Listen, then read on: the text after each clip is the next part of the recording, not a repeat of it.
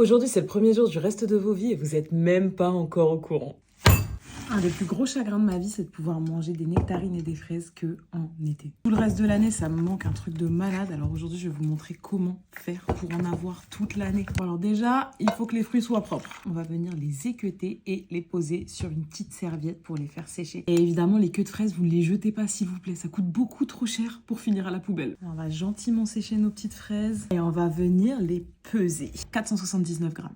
On va ensuite devoir peser 1,1 fois leur poids en sucre. Ici, ça fait 527 grammes. Je suis la meuf qui a réfléchi, j'ai totalement utilisé une calculette. La dernière étape, c'est de prendre un bocal bien propre, bien sec. Et on va venir y mettre une petite couche de sucre, nos fraises découpées. On y remet du sucre, encore des fraises, encore du sucre, encore des fraises. Vous commencez à comprendre le concept. Le plus important, c'est de terminer par du sucre. Hop là! Ensuite, il n'y a plus qu'à le laisser reposer et je vous montre le résultat dans quelques heures. Voilà, 24 heures plus tard, regardez le résultat.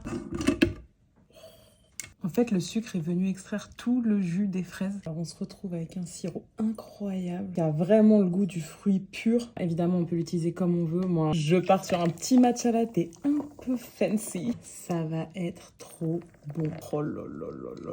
Excusez-moi, je vous mets toutes les infos en description et je vous conseille vivement d'essayer.